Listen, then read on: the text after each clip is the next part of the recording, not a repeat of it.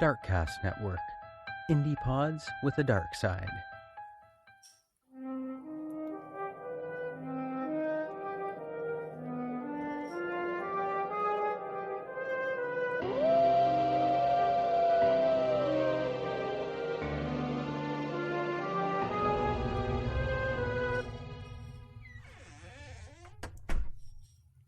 You are listening to Castles and Cryptids, where the castles are haunted and the cryptids are cryptic as fuck. And I'm Alanna. And I'm Kelsey. And this is happy episode 198, I think. Yeah. Can't believe that. Only a couple more to 200. Can you believe? Yes, Crazy. we'll have to think about that. And thank you guys for bearing with us during our bi-weekly episode schedule as we get things back on track. Don't mind Gordo. He's playing with a toy. It's so cute. I heard that, whatever it was. You're gonna be so distracted. He's like, I got this bottle cap. Life is good. Oh, that sounded louder than a bottle cap. No, he's rolling around on top of it. Like throwing it in the air. Anyway.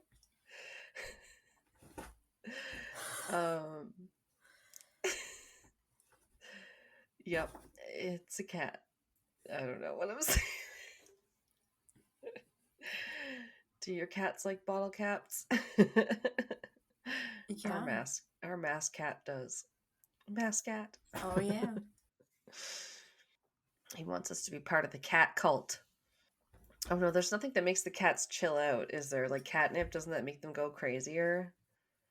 Or whatever. Oh, there's like cat wine that's supposed to calm them down, I think. Oh my god. Yeah. We saw something when we were at the market. It was like those long fabric sticks for cats or something. I forget what they were stuffed with. You said you had one. Gordo! He brought me back the bottle cap and it's like, throw it. Aww. You're You're so smart cute. kitty. You are. Can you pick this up in your teeth? Can you pick this up in your teeth? This is why we need some video. Sometimes he's so cute. It's like, Mom!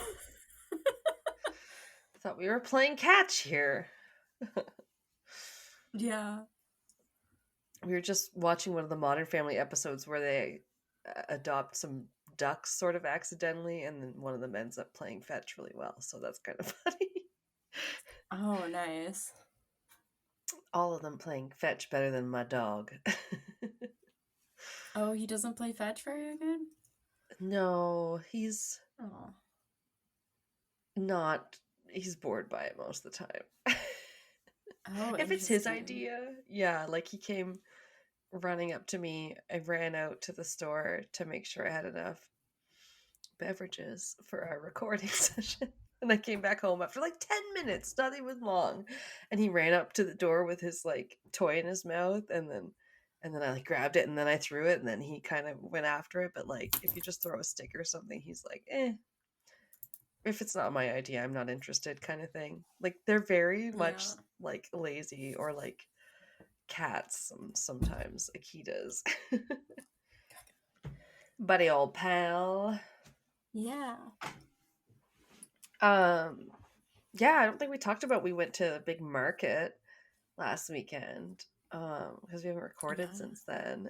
That was just fun. Finished the butter tarts and everything today. They were like Chicago deep dish butter tarts. They were so big. They were. They're like twice as deep and delicious. That's what she said. Yeah. Oh my god, no, they had so many good like treats, and yeah. I remember I was like saying to you that we had to, if I don't get a meat pie before we leave, I'll be mad. But then we got like halfway through and we'd been looking at so many jewelry stands that I was starting to get faint, and was like, I'm gonna get this from whatever food stand, and got that bratwurst, which was good. But then we had to circle back to get the meat pie, which was amazing. Yeah. And I was glad you... that was really, really good. Yeah. That was a tourtière. Fuck yeah. Like a delicious little meat pie situation. Yeah. It's almost like those Very British good. ones you get. Yeah. They're just like, Guinness pie? We're full of meat and goodness and flakiness. Yeah. Shit, that place was big, though. We were talking about cults. I don't think we did any sort of intro yet. Nope. I said castles and cryptids and cults, or maybe that's just what I named the recording session. And then it became castles and cryptids and cats. No. Just kidding. Oh.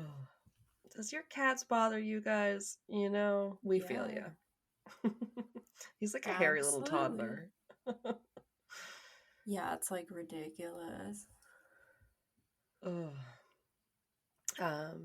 It's funny because there's shows out now called like Sounds Like a Cult, and they're talking about there's Disney people and people that love this show and that show, and if I'm guilty of any of them, I probably have the Outlander obsessed cult. You know what I mean? Like people that like cats, everything can be a cult when you think about how like devoted people are to certain things nowadays, which is kind of funny.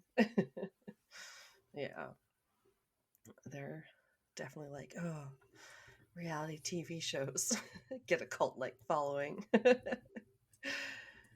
People get very defensive of their favorite reality TV personalities and stuff on like Reddit. You would think they were defending like the traitors. Oh my gosh, people would be like, this person's crazy. Well, I watched them on Survivor and you just don't know her and you just don't get her and she's amazing. Just like, oh my god, completely divided. They're just people, man. Yeah. Hopefully we have some that are maybe creepy to talk about. Some of them are very scary. Yeah, this one's a little different that I stumbled upon. I'll be interested to see if you've heard of it, because I had not. Ooh, okay. That is intriguing. Because we haven't covered a lot, also. No, and this one's a little different. Not like the one you covered where they had a lot of nude protests, and I don't remember a lot about that one. Oh yeah, they were like setting fires in the nude. Yeah, it was like we think of cults as being problematic in different ways, but this one was it was interesting. I don't think I've heard many other people cover it, but then it was like, oh yeah, they were probably a little bad, aren't they all? Or whatever. Yeah. This one has an interesting name. They all kind of do, I guess. They're the College of Integrated Philosophy. Oh, college, eh? Yeah, the College weird. of Integrated Philosophy. No, I don't think that sounds familiar. It sounds very mundane, also. A little, like an online college or something. Yeah, here's your textbook. The exam's on Friday. Yeah, like there's some new agey one, but I think it's just called like the Monroe Institute. And you're like, ooh, you can't tell anything. That's just a name. But yeah. This one's interesting. This is run by John D. Reuter. I think that's how you'd say his last name. I think I just call him John most of the way here. I'll kind of describe what the meetings, you could call them. Okay. What they kind of look like, and then we'll get into a bit of the background and how it came about. Gatherings is fancy. This John guy, he typically sits on an elevated stage or platform in this large armchair that's located at the front of a room.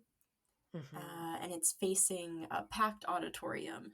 So he's facing everybody in the audience kind of like a public speaker would. Right. But it's a very comfy armchair.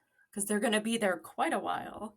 Oh no. And on each side of John's chair are large video screens that are projecting extreme close-ups of John's face to the crowd. Ew. Yeah, Jumbotron. I don't love this. No. Over the course of several hours, everyone silently stares at John while he stares back, one by one, making eye contact with each person in the room. Ew. Really? Yeah. So, like, there's hundreds of people there, and they're all just, like, looking at him. And, Like a big old yeah, I staring think contest. Yeah, so sometimes this group is called the staring cult. Because Ew. it is... That's so gross. It is basically them just staring at him and him staring back at you, I guess. Yeah. Oh, that makes me feel some type of way. I don't know what to It's a little call it. unsettling to think about. Anything eye related can have a tendency to creep me out when it's in that kind of, Yeah. you're watching a horror movie or something. I'm like we just watched Yeah. something where it had Pete Davidson. It wasn't bad. Oh, it was called The Home. He like has to go work in an old folks home as part of his like community service or something after conviction. And like the thumbnail or like the whatever it kept going back to on Crave or whatever we were watching it on was like, like the Clockwork Orange, like someone's eye being like opened medically yeah, I don't like that. like somebody was gonna stick something in it, and I was like, oh, can they stop? I was like, can you stop leaving it on that fucking image? It's horrifying. Just anything zoomed in on an eye or whatever, it creeps me out. That's all it takes. Yeah. Good movie though. I do have some testimonials later. There was a fantastic article on Vice.com. Okay. I think I have a shout out to the author even later on that actually attended one of these meetings and gave his like experience of what happened. He attended I think 2 meetings in one day. And yeah, that article was like phenomenal. It was very detailed. Yeah, so I do have some quotes because he did interview a couple people that were there and stuff. So yeah, we'll get into that a little bit later. But people say that this John guy, when he's staring at you, he's staring straight into your soul. And others say that they can see an aura around John during these sometimes longer than 3-hour staring sessions. Oh, God. Or meetings. Your eyes are just crossing at that point. Right? They talk about like their eyes are watering, especially John's. Like, sometimes the meetings are just the first hour is he's just staring at everybody blankly and they're staring back and it's dead silent. Like nobody ever talks. And then the second hour moves into him one by one starting to go through and he like makes eye contact with each person individually for like a couple minutes at a time. But there's like 300 people there.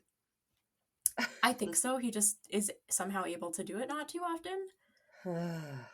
I guess. But there's like 300 people at some of these meetings, so it takes a really long time for him to get through everybody.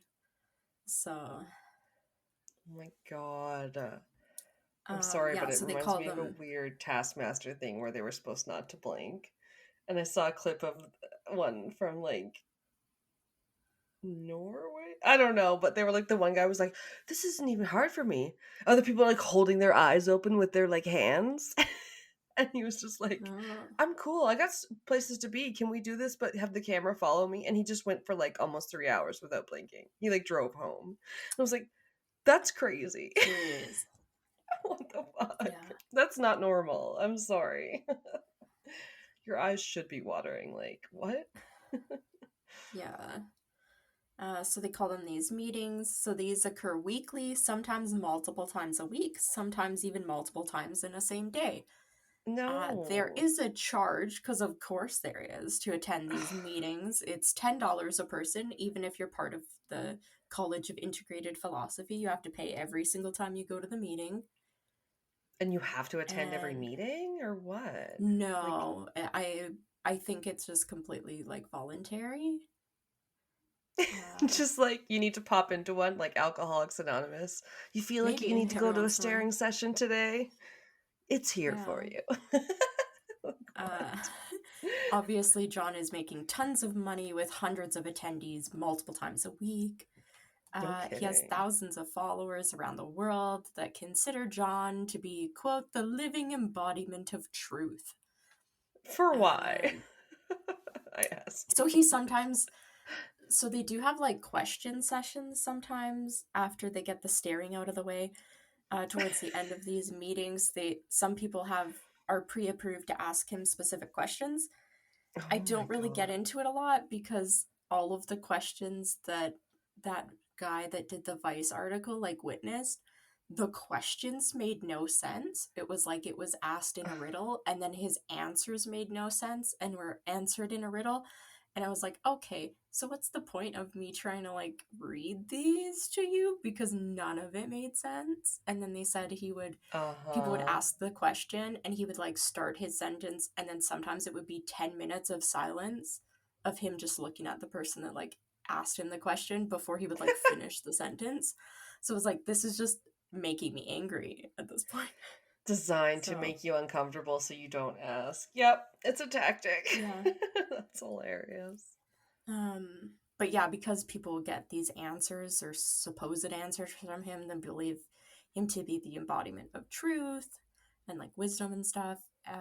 Okay. Yeah, provides Well, if you some never sort of say anything, I guidance, guess people you can't be believe. proven wrong, right? If he never talks, he's always Well, he truthful. rarely. He Yeah. does talk. Because he answers the questions. Just his answers make no sense. Oh my god. Sounds like a politician when you Um say that. Really. Now, do you want to take a guess where this cult operates out of? What if I just stare at you for 10 minutes and don't answer? Oh damn it, I just blinked like 4 times in 2 You seconds. did. I already told Alanna I'm stuffy because I was cutting and then sauteing onions, so like my nose got stuffy and my eyes were just pouring. So my eyes are really sore right now, which is actually kind of funny. Okay. And I'm telling you, when someone tells you not to blink, then it becomes impossible. It's really hard. Yeah. Okay, no, I have no idea. What was the question? Where do you, if you had to take any guess, where would you think this cult operates out of? Oh god, I want to say somewhere like fruity. California? Okay, that's not a bad guess. That's not a bad guess. Or Oregon? I don't know. Okay. Are you locked in? That's your final answer? Sure. Play the Yeah. Who Wants to Be a Millionaire. Exactly. So, getting into the background and the formation of the cult. Obviously, the founder, John D. Reuter, main guy, described in that article, that Vice article, as handsome, like a top tier Ooh. Porsche salesman. Okay. He was born in Stettler, Alberta, where John Oh my began as a god. Christian preacher and orthopedic shoemaker in rural Alberta. No. That's Once crazy pants. speaking to the elders of his church for 9 hours straight about his supposed awakenings and his search for the truth. So I guess Oh he my annoyed them god. so much that he left the church. It's like, bye. I'd rather be annoying than boring, I guess. I don't know. I The can't help elders on are the like, this is not what podcast. we signed up for, man. We don't want to hear you talk about your awakenings and search for the truth of religion for 9 hours. No, and Even seriously, if anything Stettler's known for nowadays is we had a pamphlet when I worked in travel where you could go on a train thing that was like an old-timey train experience. Oh yeah. Yeah, nobody talked about this famous guy No, or whatever. that's why this one jumped out at me. I was like, oh, this is fun. I've never heard of this. No, maybe it was like we lived there, but crazy. We'll get to it. So he started forming the group in the late 1980s with 5 couples following him. I think they kind of like defected from the church. That's kind of what my impression I was getting from the article, and how they like said that 5 couples followed him from the church or whatever. And he started kind of operating the beginnings of what would become the College of Integrated Psychology, which was based out of Edmonton, Alberta. Oh, damn. Oh, no. This is hitting close to home. Right? That's where I live. Literally. Yeah. I was just like, oh, Jesus Christ. When I saw this, I never I was heard like, of it. oh, no. It's so crazy when you hear something in that's our like in own your backyard. Yeah. What? Oh, damn. The group held regular meetings at a place called the Oasis Center, which was a $7 million facility located near West Edmonton Mall. What? $7 million? Yeah. I'm sorry, the Oasis? That's what they The call Oasis Center. Oh, I don't know. We were just watching Ready Player One again the other day. I think that's what they call the like internet VR world they live in or something. Oh, I think so, yeah. The metaverse that they want to make for Facebook, but so much better. Yeah. Oh my God. It Crazy. was hidden within an office park and operated by what was described in the article as an army of his volunteers. Before the Oasis Center, the group, like when it was smaller, had held meetings in a small bookstore just off of White Avenue. But as he grew in popularity, many followers moved to Edmonton from around the world, and they began to require a larger venue. Damn. By the mid-2010s, John had amassed thousands of followers. And they moved there for him? Because some of us just move out west for jobs. No, these people specifically for John. His followers comprised mainly of middle-aged women who the Vice article described as being John gone. So they're in love with him. Gross. I mean, I love a pun. Like, I heard them talk about the Lord Byron guy. I don't know, he was in British history, and then he had some weird stuff, gossip and stuff about him, so they said that, oh, there was a Byromania. But, like, John gone? That's not even that clever. No. It's not bad. So a lot of what I have next is actually from that Vice article. These were like really good interactions he had, because this guy Harmon Leon, he ended up attending like a couple of the meetings, because there was like a day meeting and an evening meeting or something. I think they attended the 2 in the same day. And when they went there, they were like interviewing, right? Interviewing a lot of the attendees, just being like, how did you get into this and everything. So this is what it had in the article. These are kind of the most interesting parts I found in the article. But again, that article was probably about 35 pages long. There's a lot more detail that they get into. It was amazingly well done. Kudos to them. Like a New York Times. It was a wealth of information. Yeah, very well done. The person's not a local, so they actually flew into Edmonton to like intentionally like to do this. So they talked about a couple other things they did in Edmonton. Because they're like, hey, I was here for a couple days. I didn't want to just attend this meeting where a man stared at me. Yeah. There's different highlights and there's different things you can do as well. Right.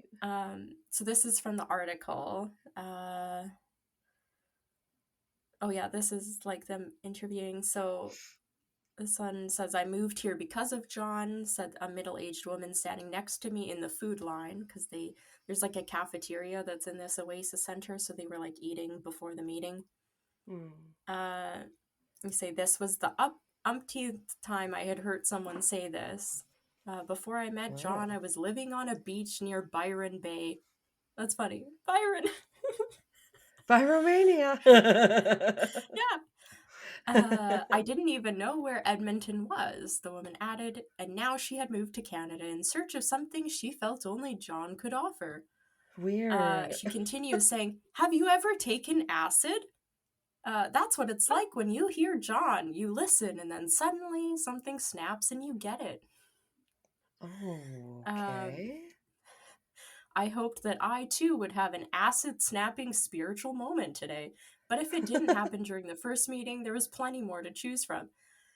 Friday night, we have a meeting. Sunday, we have 2 meetings. Then Monday, we have another one, relayed a gray-haired woman while I grabbed a sandwich wrap. She was smiling broadly. I go to all of them. I work here, so Mondays I go to work and just continue to stay here for the meeting as well as on Fridays. So, like, people go to multiple of these, and again, it's like 3 to 4 hours long. I don't know how you can Each call of it a these meeting. Yeah, and they're going to multiple a week where you stare at John and he stares at you. And No. sometimes there's questions. No. John's upcoming world-staring tour includes seminars in Israel, Germany, India, Holland, and England. And while tickets to meetings are nearly a measly $10, seminar tickets go for hundreds of dollars. Despite the hefty price tag, many of his devotees are willing to follow him around the globe. Wow. And they do. It's crazy. John goes to all of these places. I go sometimes, said a kindly woman from New York. She had been a John follower for 15 years before she decided to make the move to Edmonton. Saying, I've been to Israel 4 times with John. It's very intentional. She continued, you'll find that there are less Edmontonians than people from elsewhere, but they live in Edmonton now because of John. Weird. Crazy to have to move to a place like this. Right? I mean, I think there's a certain amount that must be like over Zoom, I think. You would think. How can you not get the staring done? You have to be in the same room. Yeah, so I think it must be like live streamed or something somewhere. Live stare. Live stare. Did he freeze or is he just not moving? Right? How would you know? Just like I he's know, so he just good. He's staring into my soul. Yeah. He goes elsewhere. Yeah, he's just eating Cheetos. Yeah. No 2 meetings are the same. It all depends on who asks the questions, added an older Austrian woman who moved to Edmonton 5 years ago. When she first attended John's seminar in Europe, she couldn't speak a word of English, and yet, quote, I could understand everything he said. I just knew he was speaking very important truths. Okay. She told me that no matter where John moved, she would follow him. Like I said, this article is fascinating. I was like, these people. Have you ever been on acid? You're impressed with staring. Boy, I got some things to show you. Right? Oh my gosh. That same Austrian lady says, it might seem really confusing at first what's going on, she said to me before advising me to listen with your heart. Before I had come to see the College of Integrated Philosophy for myself, I had spoken with this professor, Stephen Kent of the University of Alberta in Edmonton, a cult expert who had been researching de-rooters' activities for years. This is an expert on cults? Cults in Edmonton. Okay. So this is their take on it, according to this cults expert. It's a community of striving, if not naive, followers, describing the majority of the members as older Aquarian-aged people who've grown up expecting the world to be filled with peace and happiness, but have been left disappointed. Oh, old Which I thought hippies. was kind of sad. Yeah, it Yeah. is.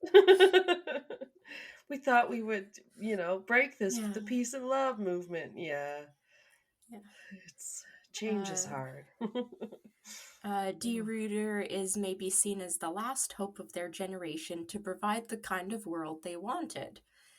People who want the world to be a good place and think it's attributing to its betterment, but in fact are spending hours and hours of time listening to not a whole lot of insight, which I thought was savage. What? Okay. Because again, like, I can read you. Hold on. Let me literally go to the thing and I will read you one of the questions that he gets asked and what he responds. Because it makes no sense. That's why they're like, no, they listen to him listening for to hours and hours the and he makes no Q&As. sense. I was like, yeah, he doesn't even talk. Yeah. He just stares, but I see. Yeah. Okay. He He obviously just stares so he can avoid speaking and sounding idiotic then. Yeah. Oh, there's another person that said, oh, why didn't I have this in? I've been to about 4,000 meetings, said the young woman sitting next to me. I started coming when I was 7. She was originally from Vancouver, she told me, but my parents moved here because of John. She's been to 4,000 meetings. They brought And her if when you she think was about that, 7. They if you indoctrinated think about her. each of those is $10. How much money has she personally given him as $10 a pop at 4,000 meetings? 40,000?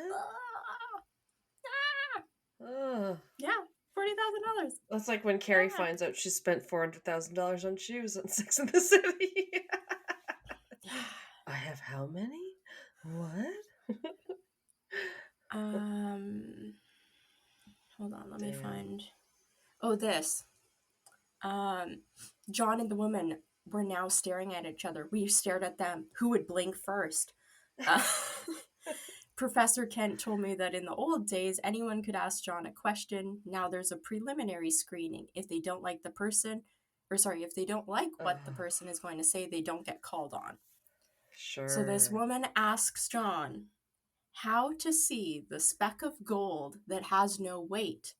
It is weightless. That's the question. How to see the speck of gold that has no weight. It is weightless. A Dutch woman now asked from John's hot seat. There's a long, long pause. John spoke at last. His words were slow, soft, deliberate. You enjoy knowing the gold directly. What? It says we waited hours for John to speak, and now he's speaking, so I guess his words must be very important. Sure. That's how that works. And John continues, it is real to you, the gold, he said slowly. You respond to what you know is golden. Another pause. You see that which is most deeply real in you. What? No. They described his statement as slow and torturous. I was like, I'm not going to go through any more of the questions because it's just. He thinks he's Silent Bob, who only speaks up once a film, but when he does, he actually has something to fucking say that's helpful.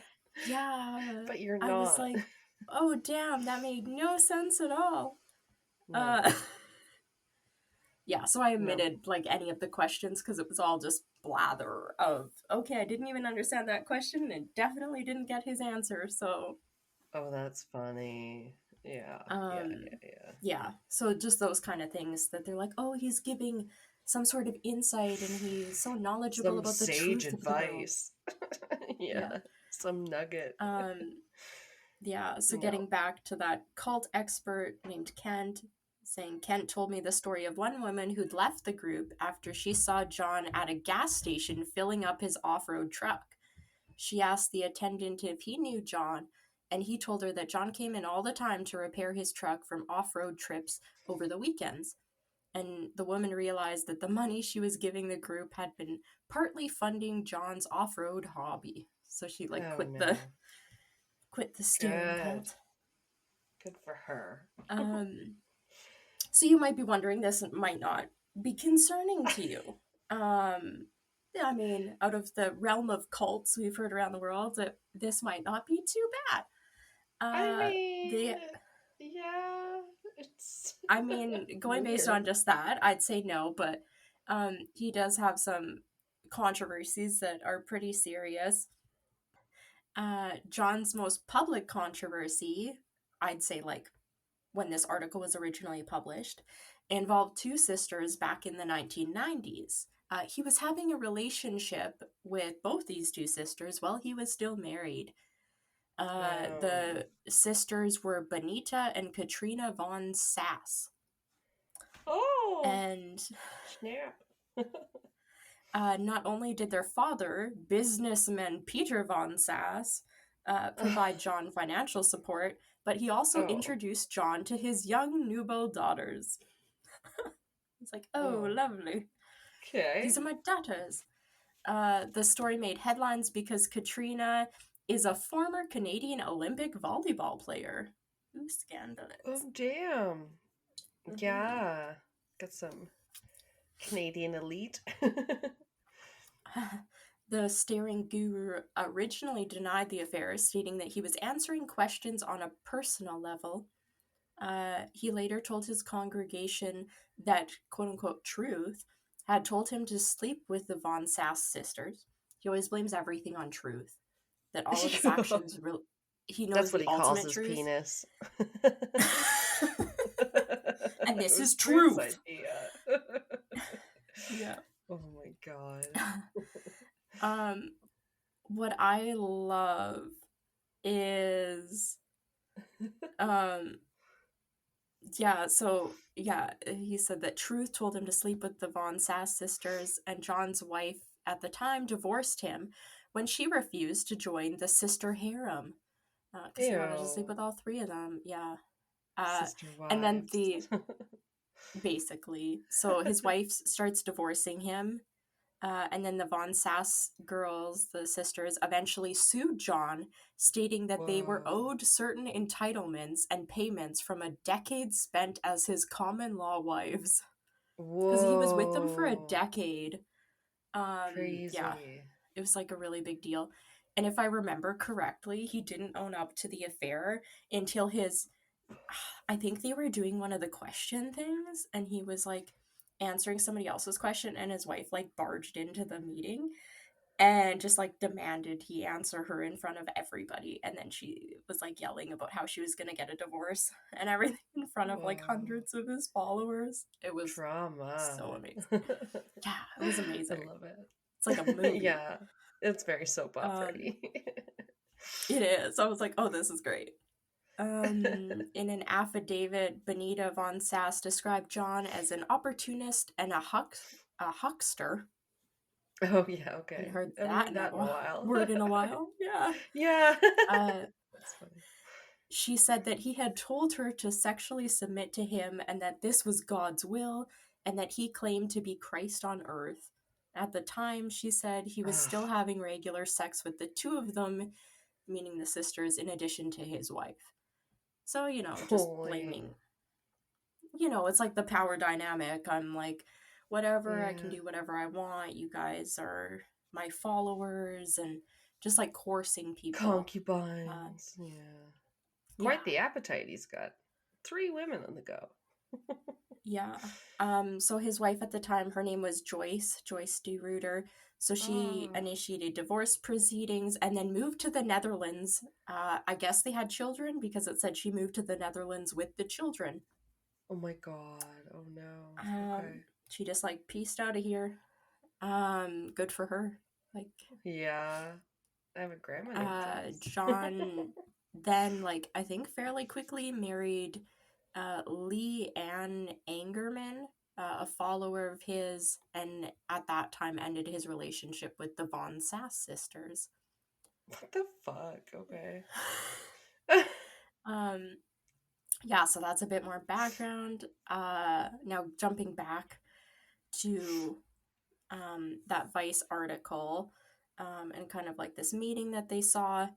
saying, once seated, a British woman came on stage to tell us about the scholarship fund for those who can't afford John's seminars, the ones he holds in other countries that are hundreds of dollars a ticket. Oh. She was providing a training workshop for budgeting, stating those requesting a scholarship may be asked to look at their lifestyle and find new ways to contribute to those seminars financially.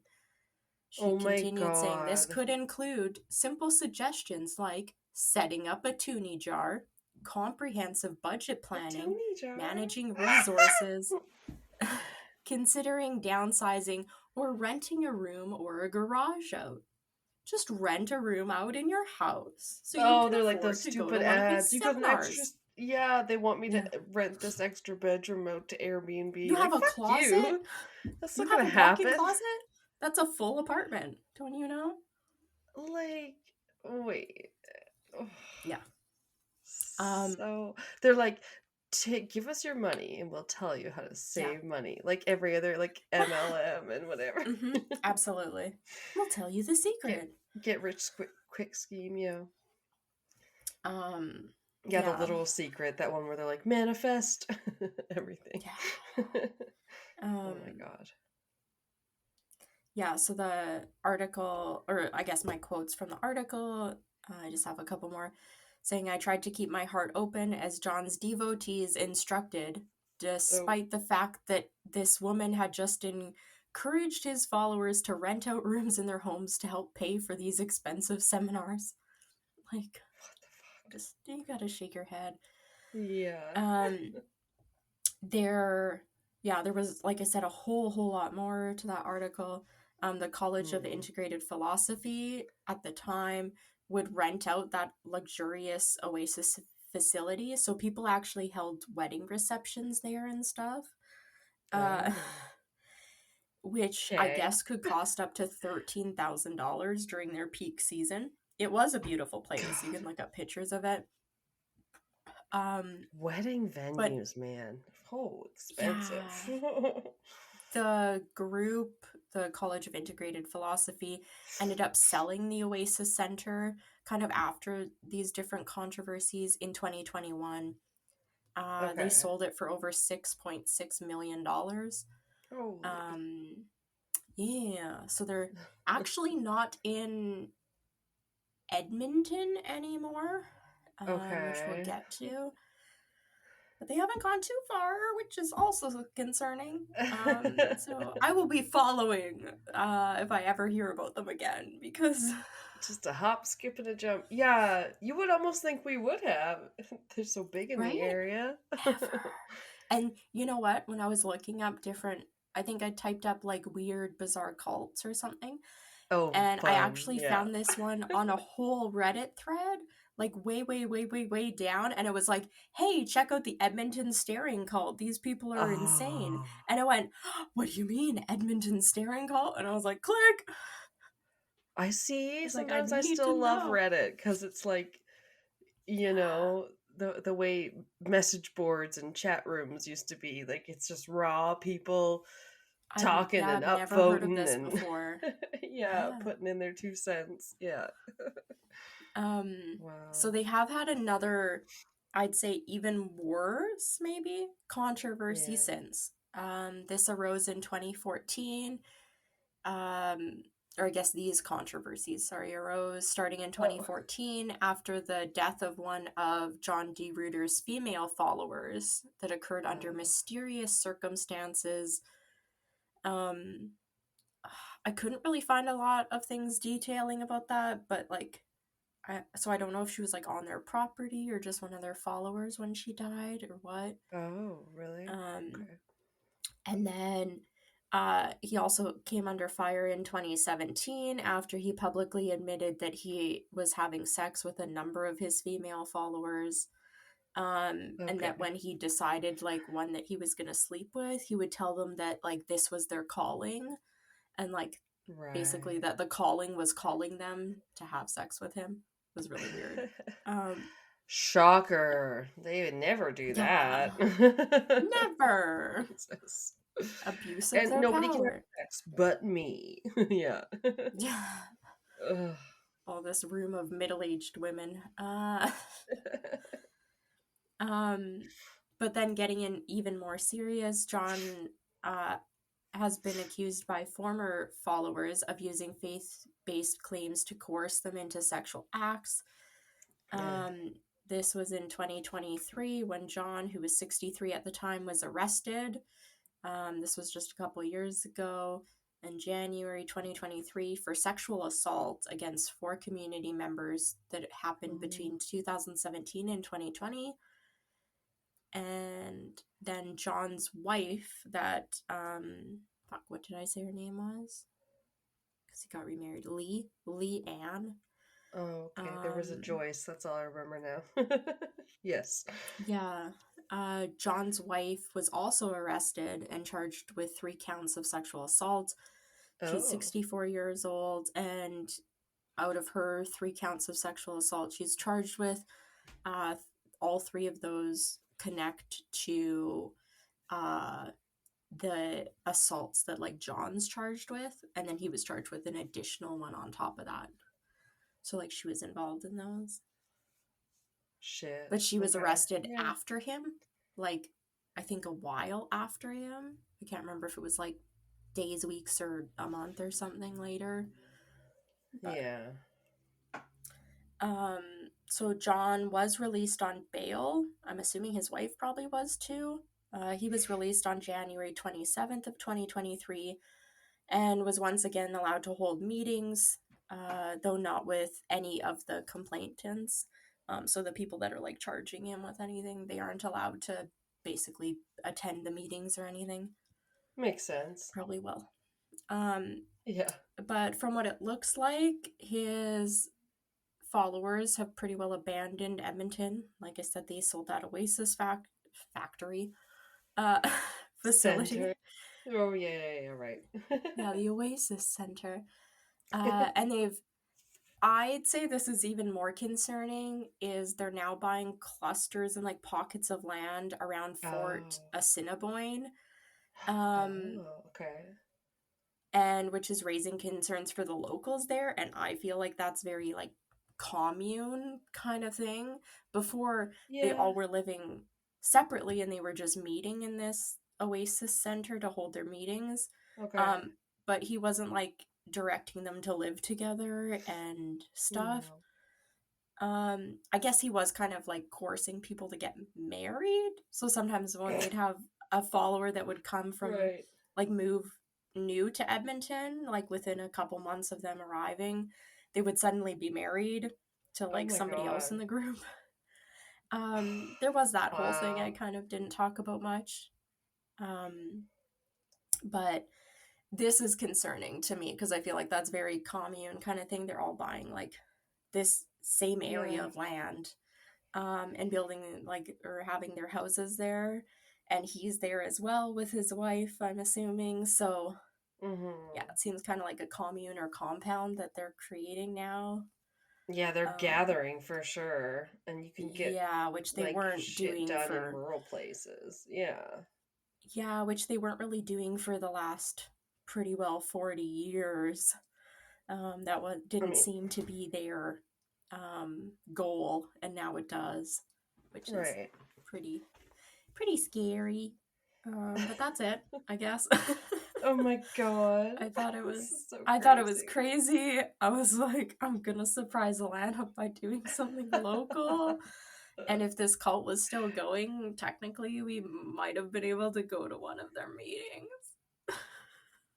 You know how people sneak into Scientology meetings and then get kicked out? We could have snuck in $10 a ticket. We could have stared at John and he could have stared into our souls. Yeah, or people almost get accidentally recruited. Yeah, because go to a deli. Or I don't think I could have kept a straight face anyway. So that's crazy. Yeah, if someone said like local cult, I'd be like, what the fuck? Like, no. Yeah, right. I never ever would have guessed something like this was going on. Yeah. I've never heard of them. Never came up. I don't remember if I looked up a listicle for this one, but It did not. Yeah, I didn't see cross it. my I looked up radar. quite a few listicles, and I don't remember seeing it. It was really just on that Reddit post that Yeah. people were talking about different things, and it just said like, oh, check out the Edmonton staring cult, and the guy's been accused of sexual assault, and he just stares at people for hours. I was like, And what? I'm on the Edmonton subreddit, which is about all things Yeah. Edmonton, and yeah, that's never crossed their Yeah, and feed. it was like, I feel like 2023, if he was being arrested and like Yeah. before he was released on bail and everything, I was like, oh, that's only a couple years ago. I feel like I would have seen articles about that. Like any of this would have rung a bell, but nothing. That's the freaking, what do you call it, even the news cycle these days, or Mm-hmm. not even really, because if you don't like watch a news channel, then you're only going to get what kind of stuff comes across your way or what you go seeking out, and it's kind of weird what that Yeah. ends up being. That's Yeah, one of the crazy. articles I saw that was about the charges against the couple was most of the articles were from Global News. So Oh yeah. but I didn't really notice any updates or anything like that, so I don't really know. Don't know if they have trial dates or what, but sounds like they're released on bail, so. In one way, I'm glad I didn't look up any listicles, because I was like, I feel like I know about too many cults that we haven't covered already. But Sometimes, yeah. yeah. That's still really interesting to learn about. Yeah. It's like a fun You have fact. to go ask Pat if he ever heard of this one either. Right. Because it's crazy. I know. All And this going on, and he's got a different YouTube algorithm, that's for sure, than mine. yeah. Oh, God. Sometimes I worry that it's different conspiracy theories and stuff than local cults. Oh. Yeah. Anyway, that was really good. Thanks. I had fun researching it. Yeah, no kidding. I'm just like picturing the weirdest staring matches now. Yeah. Ah! Prop him open! Prop him open! Yeah. And if you look at him, he looks weird too. I don't know. Oh yeah, I didn't do that. He's yet. like kind of tan and like, or I guess not tan, but his hair was kind of like light blonde, almost gray. Like it's very, very light blonde. Huge forehead. He's got a ginormous forehead. Oh no, a five head. Yeah. Oh, there we go. Yeah, cults. Yeah, very. Oh my god, the one picture just loaded and only loaded forehead first. Yeah, I see him now. Is it dial-up internet? I don't know. The thumbnail just like only half of it came in as the page was loading, and it was only his forehead. Perfect. Oh god. Yeah, he's got barely any eyebrows. Weird. Yeah. Weird. Yeah. I don't like it. No, but I'm concerned. I'm gonna be following up for updates for their activities in Fort Assiniboine. Oh no, your phone's gonna be suggesting you all this shit now. Assiniboine, right? Assiniboine. That's how you say that, right? I was second guessing myself. Sometimes when I'm like, oh, that's a word. I know the name of that. I just can't look at the word. See it I all just the say time. the word. Yeah, exactly. It's like, I know how it's said. I need to ignore what it's spelled like. Yeah. Because I know like how to butte. say it. Yeah. Looks like butt. Mm-hmm. Ooh. Welcome to the Bell Witch Podcast, a show that covers the infamous legend of the historic Bell Witch haunting in southern United States in the 19th century, where the Bell family experienced frightening happenings within their home. Hang on a second. No, that's the wrong Bell Witch.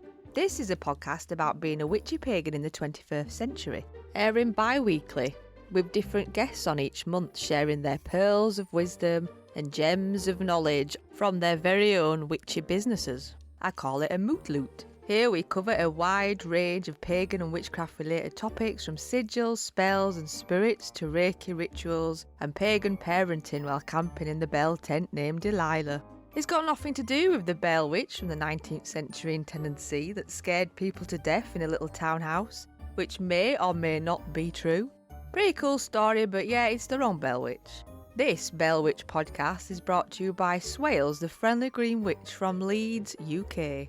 A northern witch with a strong Yorkshire accent, a love of all things weird, spooky, magical, and a smelly dragon named Dave. So tune in every 2 weeks for a sprinkling of Yorkshire magic. Listen to the Bell Witch podcast with me, Swales, the friendly green witch, wherever you get your podcasts. We are back. Refreshed. After a while from the last recording, but that's okay. We're just back to do part 2 of the same episode. Culty cults. The cultiest. But we were just catching up, and then I was like, oh yeah. We gotta start. Right? This. I can't even remember how many days it's been, so... I can't remember much about your cult, if I'm admitting it. It was local. It was about staring into your soul. Okay, it's ringing some bells. Haven't edited it yet, but yeah, that'll bring it back. Yeah, I was like, I remember you were like, they're not, I don't think either of us picked the most harmful, gross ones we could. No, it's not like, what was it? You did the anthill kids? Like, it's not like that. Oh, yeah. That was a Canadian they're one, really too. Bad. Yeah, that one's really bad. Yeah, nothing like that. I know. They had an innocent sounding name, though. Yeah. And then you had done ones where... now I'm just going to get lost. There was another one you did, and one was out of Western Canada, like somewhere here in the prairie provinces. And I heard them covered on another podcast. And then I remember, oh yeah, Kelsey covered that. And all my brain took away from it was sometimes they were like naked in their protests. And that's all my brain remembered. And then it was interesting to hear another like podcast cover it, because you always do get a little bit of different things when you hear it. Sometimes the same story from different people's perspectives and stuff. And I don't know if I was like, oh, they sound a little bit weirder than I remember, or like something like that. Oh. I remember being like, huh. But that's funny because, or that's sort of a lame segue, but this one you have heard about, I know. Yeah. I think when you sent me your sources, you sent me the sources for this episode, and I accidentally looked at it and went, oh, I guess I know what Alanna's covering. I am, but there's a sort of a reason, because we did touch on this on Patreon, because we did react. We did a documentary. Mm-hmm. But there's been some updates recently that I wanted to... I love a good update. It's always good. So if you guys haven't heard of them, it's the Twin Flames universe that we're talking about today. Yeah. When did we covered the... I think it was the one Escaping Twin Flames doc, because there's 2 documentaries. I think so. Yeah. That one was like, was it Prime or was it a Netflix one? I think the Netflix one. Okay. But don't quote me on that. But I do know, I went back to look when we covered it. If you guys are interested more in this topic. 6 years ago. July 2024 on Patreon. Oh, like a year. Okay. And I had to go look because I was like, weren't we switching over to something different hosting at that time? And then I thought, I think we did 2 documentary reacts, and then I like lost one of them in the switch over. Oh yeah. Yeah. We did another one, right? That's not a fever dream. No, we lost the reaction to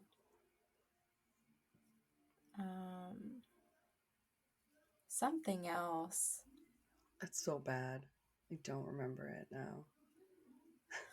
No, but it was Oh, because I think it was Zencaster or something yeah. asked if I wanted to like archive the sessions, like our recording sessions, and I thought that just meant like put them into like kind of a side folder or whatever. So I think I put like archive like a certain amount of them so they would just stop like always being there, you know? Yeah. I think And then I didn't know that was making it not that if you hadn't published an episode using that audio, that it would make that audio not available anymore, like unaccessible, because it said on the whatever level we were using for Zencaster, if you archive something, you actually can't access it. And I was like, oh, well, that would be a cool message to warn people about, like, before you hit archive, then.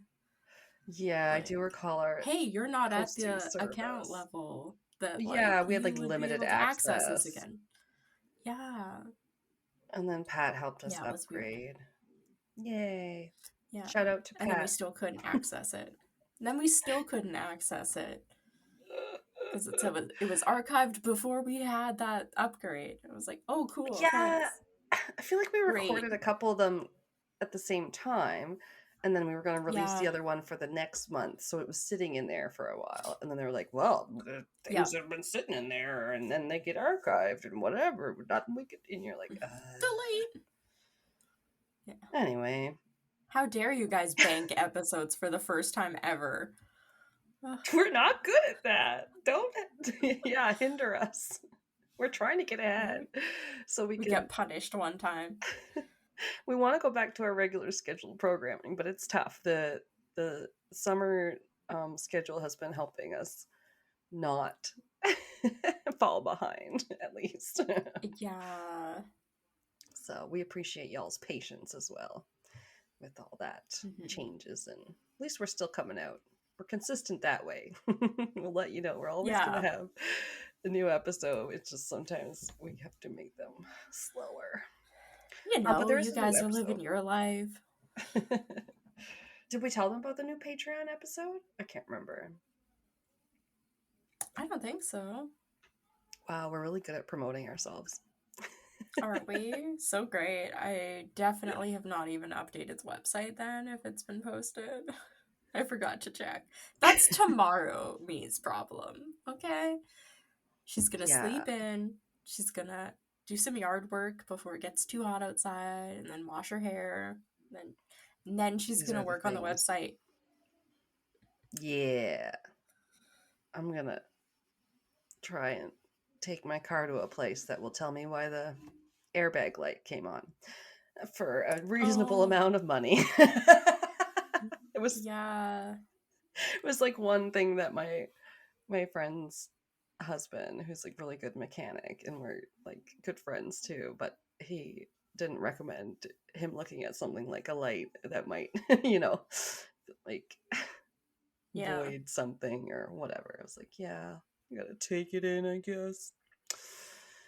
It's fine. It's just if you're driving around with it like that, it might not work in an accident, or you won't pass inspection. That's what Google says. So. Aw, yeah. I'm like, yeah. Is it that the check engine light came on, or the airbag light? It looks like an airbag, the symbol. It's the little person, and there's a round circle in front of their face, and I'm like, that's the airbag. Oh, weird. I know. Yeah, I don't know much about that. I know, like... Could be just a sensor or something, yeah. Yeah. There's sensors for everything now. My dad, he has, like, winter tires and then his regular tires on his vehicle, but his vehicle has some sort of sensor where it'll tell you if one of the tire pressures is, like, lower than the others, and it turns on this light on his dashboard.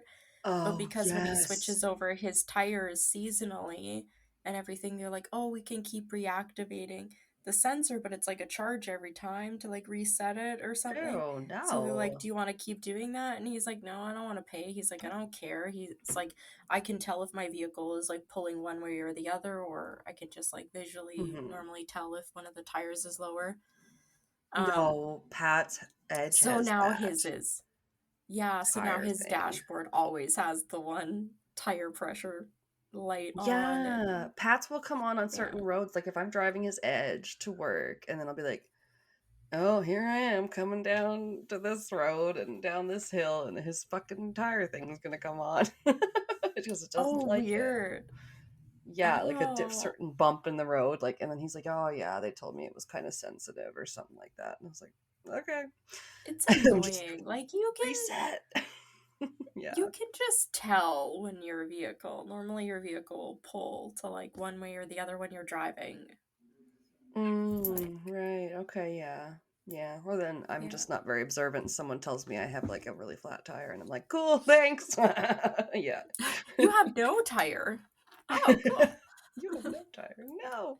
Your tire's missing. Gordo came back. Oh my God. Hi, No. baby. Hi, my baby. Okay, Gordo is seated. He's ready for the lesson. I have one question for you before we start. Sure. Uh, did you ever hear the hot veterinarian? He was like made people's sexiest man alive list. No, the hot veterinarian.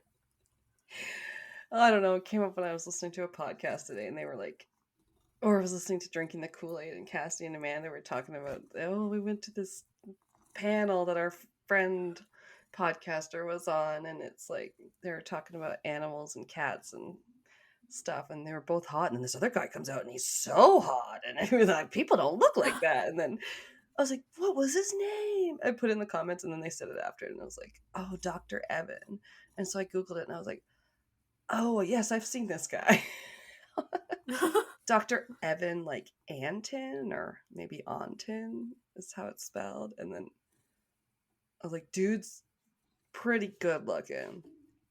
Anyway, I don't know. I think I was listening to that today and thought we had to do an intro for today's thing. I was like, I always forget about all these stupid Oh, things I read about.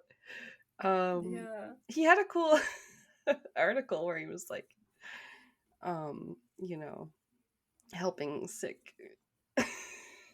like crocodiles and bonding with elephants and stuff. And then he had an encounter where he hippos are like actually really dangerous. Yeah. Even though Yep. they kind of look like fat cows or whatever. He like came face to face with one when he was trying to go into like a little valley to go to the bathroom or whatever. And he said he just backed away and like didn't break eye contact. And then it was like the scariest thing or whatever. But then I thought the other thing he said was even scarier because there was an orangutan that was blocking their path, hanging from like a branch, and they were trying to leave this place. And then they went around the other way, and he blocked that path, and he was like, "This guy is like Oh, taunting us." And they have like a 7 foot, I guess, arm span, and I was picturing this like super long orangutan getting yeah. like aggressive, and he's like, and then it was following us on the way out, so he goes, I covered my groin because they're liable to go for your genitals first. Or if they don't just Oh, rip off your face. You're like, oh my god. yeah. You're Monkeys like can be really American Steve dangerous. Irwin. Sorry, yeah, go ahead. Yeah. Didn't mean to cut you off there. Oh, monkeys, yeah, and apes, and yeah. Yeah. All right. Anyway, so what kicked this off in my like news feed or whatever was a recent interview that came out that they ended up talking about on one of my favorite podcasts, Sinisterhood. So shout out to them, Christy and Heather, Oh, for cool, cool. bringing it to my attention. I think maybe on their Patreon, because they've covered this modern day cult as well. And they're so cringy, and then they get interviewed by this lady who's from her name's Avery Haynes, and she's a reporter with CTV, so Canadian Oh television. no. And she does a really good job just like asking them the tough questions, but it's so funny. Anyway, so I'll put the link or whatever in the thing for you, and then just encourage people to also watch it. Like I'll tell you where to find it and stuff. It's so cringy. Yeah, I can. Is it like on YouTube? Is it from Oh yeah, YouTube or yeah. like it's in the. Oh, okay. Yeah, I can put it on the website too. I can embed it on the website and then people can Yes. watch it there. And like the Sinisterhood did a thing where they were like, so like the actual interview itself is like I think just under an hour.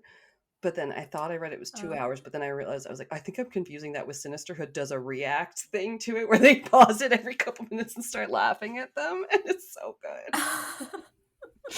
And it's on their Yeah. YouTube. Yeah. Oh, okay. Like a live reaction of us Yeah. just like making fun of these people. Yeah. Yeah, so we'll stop edging you guys that haven't heard of them and tell you who they are. um so Jeff and Shalea Divine, yes, those are the names, are the couple at the center of this controversial alleged I cult. totally forgot their names. I can still picture them because it comes up every once in a while on Netflix and like stuff. the YouTube, well, like the YouTube homepage too. And the one where their arms are up in the air and they're all like, ah, like it's a stupid campy commercial or whatever. Yeah. Oh, And then it's sorry. like reacting to the twin flames thing, and I started seeing more of it recently, so I thought, I was like, oh, why are people like talking about this a lot more? Yep. This So is that's probably why. why. Yeah. Okay, I didn't listen to any of it, so it's a good thing I didn't. Oh, good. Yeah, yeah. Because I'd like Sinisterhood will do a like true crime headlines kind of recap like thing on their Yeah. Patreon. I mean, if you guys want that, we'll do it. We'll do anything for you on Patreon. Oops, nope. Patreon plug, Patreon plug. You heard it here first. Just send in your submissions of what you want Alanna to what you want to pay Alanna to do on the internet. Obligatory thank you to our patrons. We couldn't do this without you. We love you. You pay for our website. Yeah, pretty much. Go to the website. Please Yeah, we'll help put the up algorithm. pictures of these yahoos. So, okay, yeah, so some background on Jeff. Jeff, his original last name was, I believe it's Ian, which is suspiciously close to the word Aryan. Just gonna point that out. Oh no. Ayan. Sorry, what? I just remember he's got like Jesus long brown hair. Yeah, and he's a skinny looking, White guy. gross ass, like greasy hair looking motherfucker. Well, it's not greasy, but yeah, he loves his hair. They start counting the amount of times he flips his hair when he's nervous in the interview. Oh, like a drinking game? That's funny. It's over 10. It's over 10. Jeff was born in Michigan and aspired to be a self-help guru. Of course. But he seems to... Just wants to help people. What's wrong with that, Alanna? Because I've got my shit so together. Right? Yeah. My name's Jeff. Jeff. I had to do it. Yeah, he seems to just want to also be some sort of, pseudo Jesus figure. Yeah. For sure. Until you ask him directly about it, of course. I never said God talk to me. He throughout his life spent some time trying on different personas as he worked through it, and used some different names, which were also very interesting. Yeah, it was 2 or 3 because one source had these like, so it's either Ender Ianethos and Shafira, or Ender, Iathanos and Shafira. I don't know. Frankly, I don't really Oh, care. those all sound terrible. I know. The only one I've ever heard anywhere else is Ender, and people do think that was Yeah. influenced by that Ender's Game or whatever. But he grew up in a religious Catholic family. Um, and then on that note, this quote on the Church of Union's website, Jeff claims he first began having transcendental, mystical, and spiritual experience after being awakened by yoga and meditation, skills he learned from his first spiritual teacher. He later moved to Hawaii, where he first started styling himself as a lifestyle guru under the name Ender Ayanathos, or whatever the fuck I said before. Ugh, just stop I know. already. Are you trying to make yourself more marketable with a name that is unpronounceable?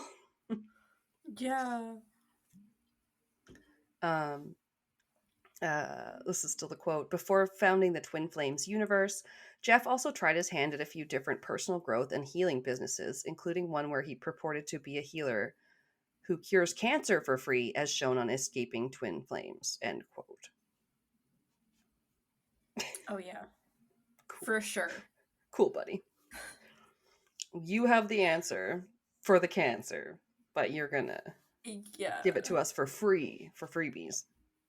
At Okay. least, I guess I can give him kudos that he wasn't charging like $1,000 to give people that the cure for cancer. At least they say he was doing it for free. But like, what, Excuse me. shoddy like medical information were you giving people? Yeah. Are they cancer free now? I think they also Yeah. claimed to have the cure for PTSD and then had to stop saying that one. You know, Like, on yeah. Tuesdays, go for a walk, but using only left-hand turns, or something. Skipping with That's a your secret recipe. yeah, with your shoes on the wrong feet. You just have to change your name to something unpronounceable, clearly. Yeah, just throw Scrabble letters on the floor. That's your new name. Oh my god. Don't get me started. I'm always lurking in that subreddit called Tragedy, but it's spelled tragedy, like when Lee is Yep. spelled Leigh. And like the one today was something the post was like that the name was a little bit more local, cultural to a different region than North America or something, I guess. And so like they were like, oh, the kid wants to be known by their like nickname, which they said cool, cool, cool. The teacher was like, fine. They said their nickname was like, I would say it was pronounced Nazi because it was like Nazzy. But then they found out that the nickname was spelled Nazi, like Nazi. They were like, I'm gonna have to talk to this kid. This teacher can't like say you Yeah. can go by this nickname here. I don't know if you know what that is, small child, but You it's not cannot good. be given your diploma This when little you baby graduate high Nazi. school. Yeah. Congratulations, Nazi last name. That will get you on the no-fly list so Yeah. fucking fast. So bad. Oh. So, speaking of names, Shalea, I know. which I I don't always thought mind her name was. that name, her assumed name. Yeah. It's weird, but still.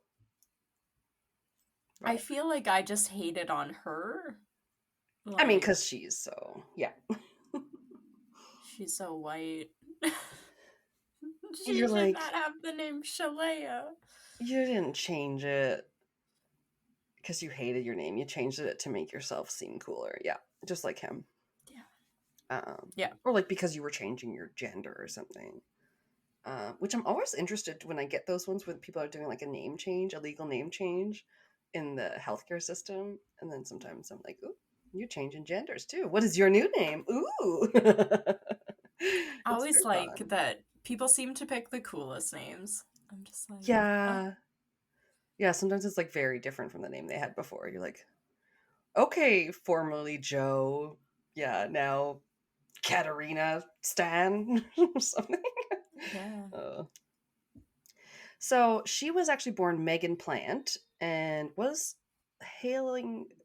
was born in Toronto, Canada. Boo. Boo. We don't claim her. We like to claim our people, but we don't claim her. Raised in North Bay, so I think that's the one outside of Toronto or somewhere else in Ontario. And was living in Arizona when she first met Jeff. She had been a photography student, a Reiki practitioner, and a part-time psychic who worked at a Thai restaurant, which, like, no shade on any of that. But yeah, they suck. So Quite the she resume. yeah. Seems like just random things, and then works at a Thai restaurant. Yeah, it's like that part of the LA thing where you're an actor slash waiter server. Waitress, yeah. Yeah. So Shalea, because we don't want to dead name her. Oh no, I shouldn't say that. That's mean. She changed her name. Shalea changed her name on advice from her spiritual advisor, actually, who they'd met up through a mutual. Scrap that. Try that again. Shalea changed her name on advice from her spiritual advisor, and then she met Jeff online in 2014 through a mutual friend.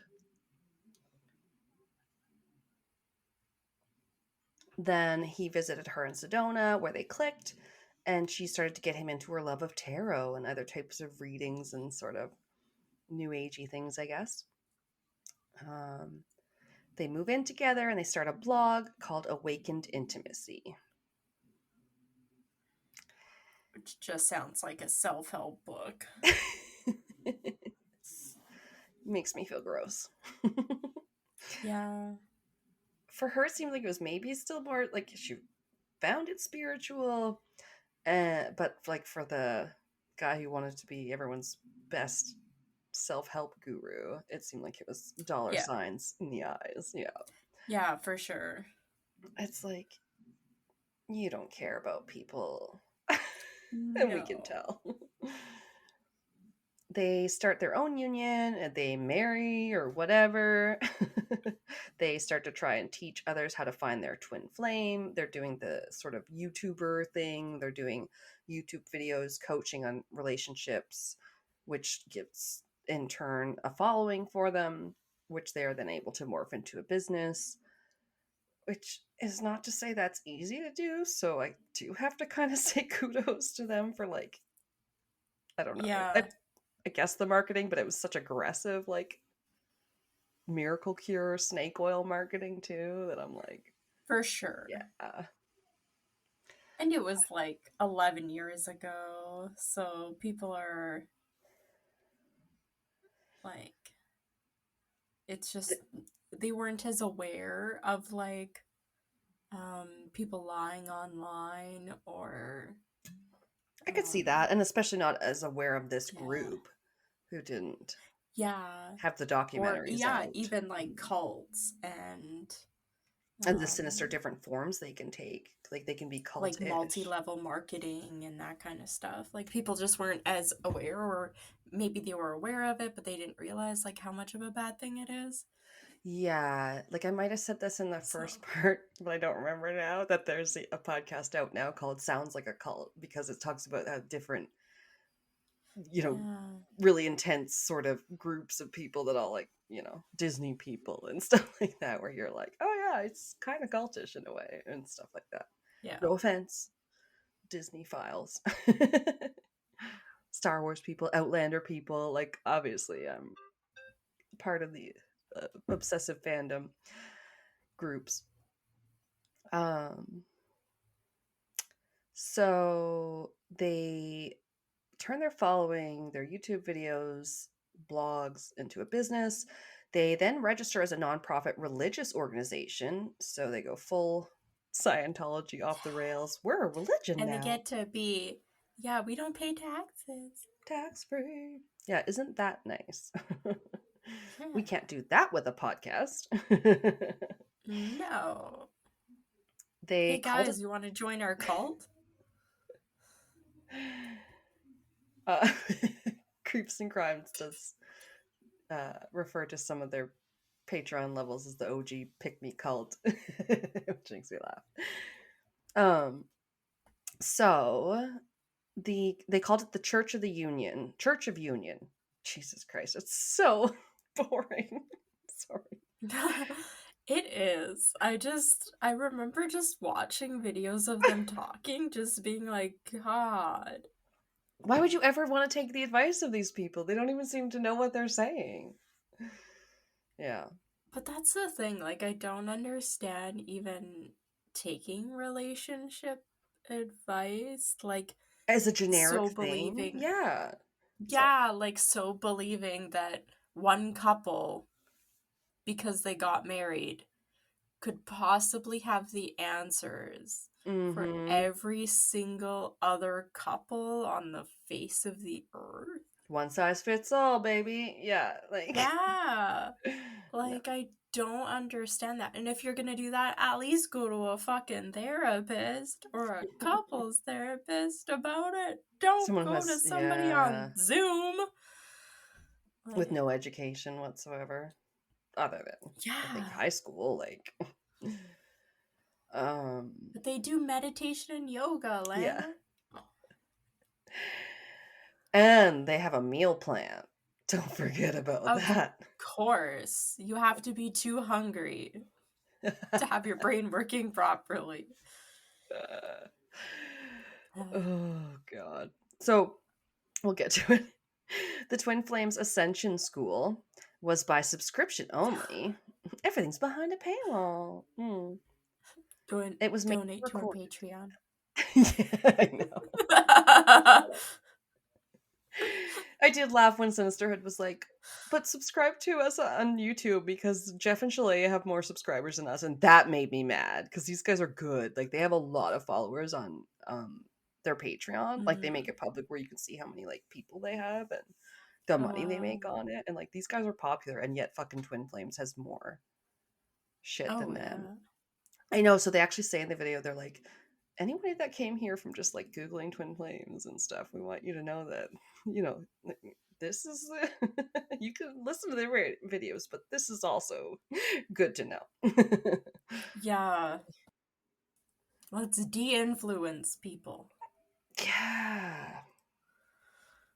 I hated even Googling it on my computer. I was like, Twin Flames Yeah. cult. Like, yeah. Yeah, you're like, I don't support you. I don't condone you. Don't send me targeted ads about need relationship advice. No, I didn't click on the link to their website. I was like, nope. Yeah. So yeah, they kind of do some I'm going to say more sort of Scientology type things where you're having these meetings and Yeah. breaking people down and yeah, Yeah. probably all those psychology bullshit tactics or whatever.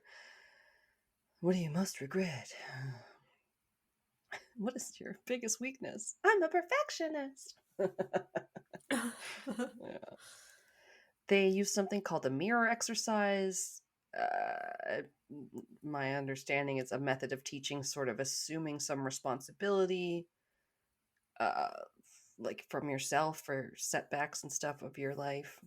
It's like, oh, you're not blaming others, but it kind of sounded to me more like self blame. I don't know. I was like, okay, what did you do wrong? Like, I was like, oh.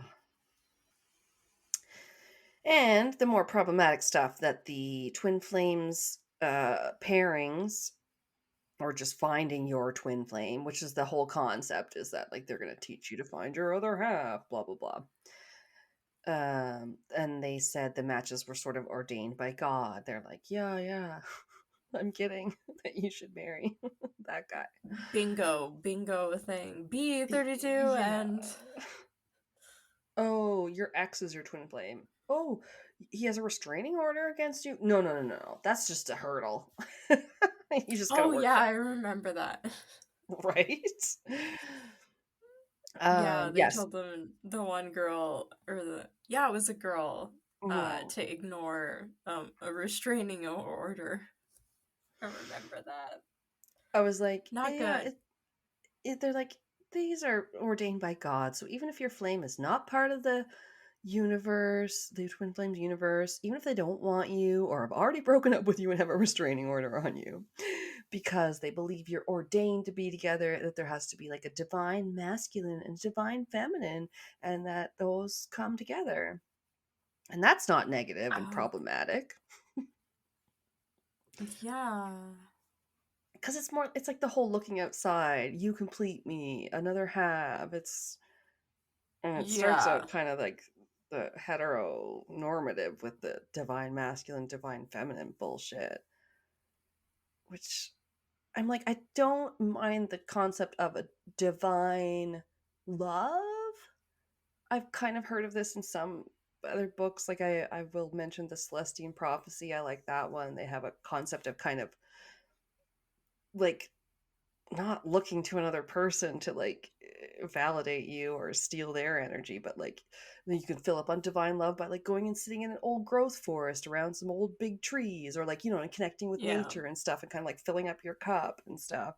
And I don't mind that, but these guys are just kind of like, you complete me, or you're, you know, once you find that other person, Yeah. that's it. Mathematical equation achieved. Yeah. So it's fully like a pyramid Ponzi MLM scheme now, where members are paying like Yeah. $111 a month, lowest level. They want you to sign up for a PayPal credit card. This reminds me of me trying to buy Because we something. get referral bonuses. Come on. I was trying to buy like a loaf of bread at Walmart or something.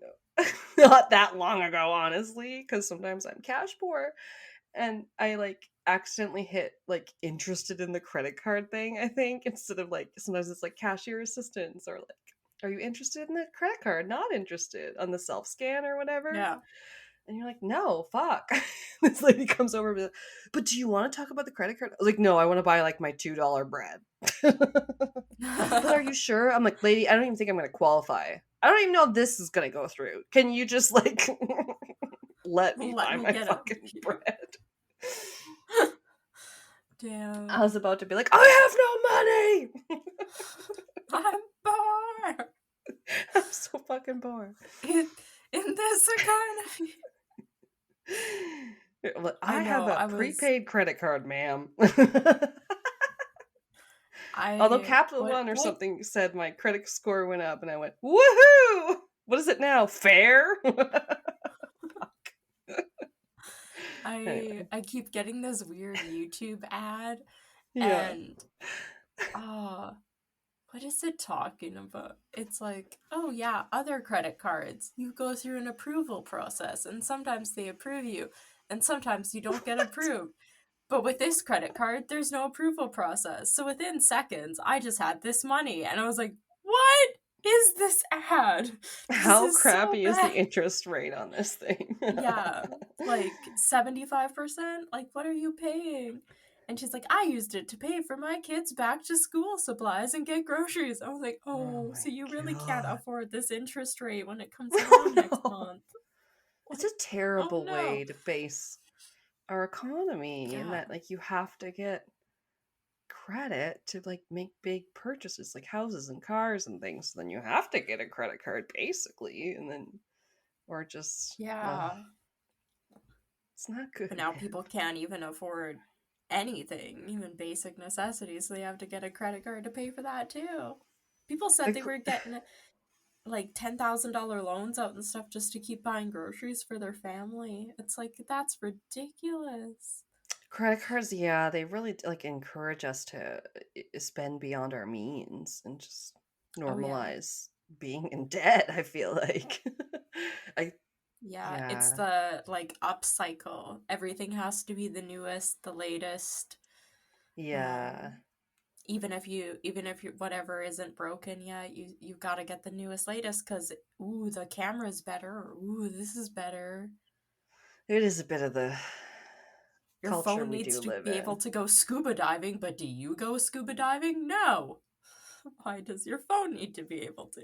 That reminds me of something I read where they were like, probably Reddit, because there's a lot of like Ask a Canadian threads and stuff like that. And they were like, there's no like Canadian luxury brands like Prada and Gucci and I don't know, whatever. And somebody was just like, why is that? And then like a lot of the replies and stuff were kind of like, oh, probably because we like put a lot of money into like our like cars and like extracurricular activities like outdoor, RVs and off-road vehicles and like shit like that. And I don't know. We're like, I don't know, we do care about like wealth and stuff, but in some places of Canada more than others, you know what I mean? Like Yeah. Ontario and parts of BC are really like kind of ritzy and whatever. But yeah, I don't know. I thought that, oh, that's kind of true. Like we tend to spend it on more like things that you can experience and stuff like that. Maybe more like kind of Sort people of. like people in Europe more so value like having fun in your life and having a good life than like owning a big car and a big house and like especially like America's very bad for that. Having Yeah. the McMansions and whatnot. But I just thought it was interesting. Like I don't know what the hell we Canadians spend our money on. I know what I spend my money on. It's not good. I'm trying to cut back. What? I'm not as much like do that no buy or really like. We're trying to like not buy for a year? Is that what you said? Well, there's like a no buy year, so you don't buy Oh. like stuff unless you actually like need it. I feel like I am mostly that way. I splurge on, fucking, yeah, more experiences like fast Yeah. food and movies and like liquor and stuff. Like, this is not things that last me. But, No. yeah. Um, anyway, they had enough money that Jeff got a Corvette for his 30th birthday. So take that. Ew. By 2020, they had apparently amassed around 14,000 followers on Facebook. They lost about 2,000 of those, apparently after one scathing Vanity Fair article. Go, Vanity Fair! Nice. I They like turned out to be a that. lot more cerebral than I thought. They're not like the Cosmo that I thought they were, or the Glamour even. There's some good Yeah, for articles. sure. Yeah. I have used Vanity Fair quite a few times for articles. Good source, yeah. Yeah. It's like stumbling across a New York Times article. You're like, Yeah. Actual reporting? yeah. Oh gosh, this has two different similar names in it. Okay. The Vanity Fair article, I think I tried to look it up. There was one by Alice Hines that was written, and it apparently also inspired the documentary called Desperately Seeking Soulmate, Escaping the Twin Flames Universe. So that one. And the article was called Inside the Always Online, All Consuming World of Twin Flames Universe. Yeah. They basically talked about how the group has a claim to find your super spiritual soulmate because, they're so like In this group Christian of coded. 99% women. Woo! Plus that. Yeah, you just I wait. remember that being a problem until they started telling people they should just we can just assign you masculine energy and maybe you should That's or right. they're like we never encouraged people to transition. They did that if they wanted to.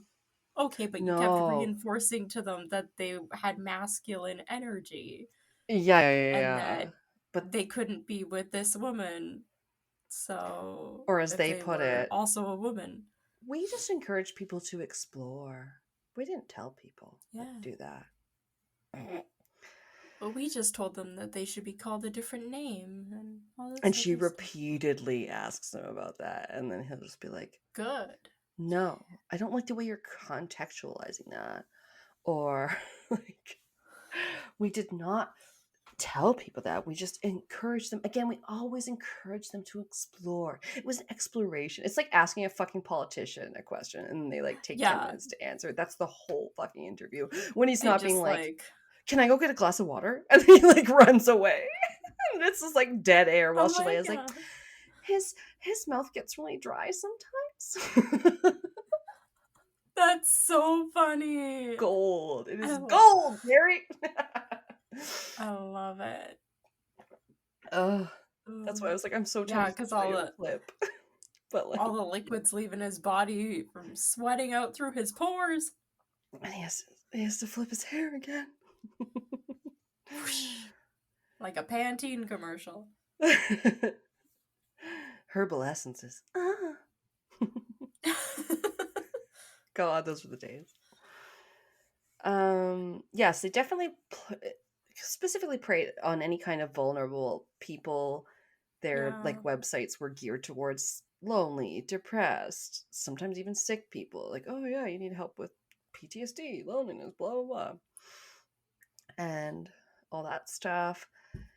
They are now recently more trying to reclaim their narrative and push back against the alleged cult status claims. But between the whistleblowers and the docu-series that they claim take things out of context and blow it out of proportion, it's been hard. And now, I don't know if they're trying to take like one last Hail Mary to spin the story, because now they've had their remember she was like pregnant at the end of one of the documentaries. Yeah, they had a baby. They procreated. Oh no. Oh yeah. And they talk about her in the video too. Okay, let me just get this quote out of the way. The two welcomed their first child, daughter Grace, in April 2023, and both often post about their family. In Jeff's first pinned post on Instagram, he shared a video montage of the family and a caption about their twin flame union. Quote, "Family is everything to us. A loving world is built on loving nations of people made of loving families." What? Someone should tell them not to overuse the word. Too many lovings. But wait, there's more. If you act now, we'll throw in another loving. No, but seriously, it goes on. That's 4 lovings for the price of 3. Supplies are limited. Act now. So he says, infomercial. I know. Sorry. Loving families are built on harmonious twin flame unions. Or union. Lovingly. Now this doesn't even sound like English. Be the change you desire to see in the world, he wrote. The golden rule. And I think this is still a quote from people.com because it's hit the mainstream. In response to the allegations about them, Jeff and Shalea posted a lengthy statement on their website where they offered a blanket denial of all claims. The allegations levied against Twin Flame Universe not only distort our true aims, methods, and curriculums, but also misrepresent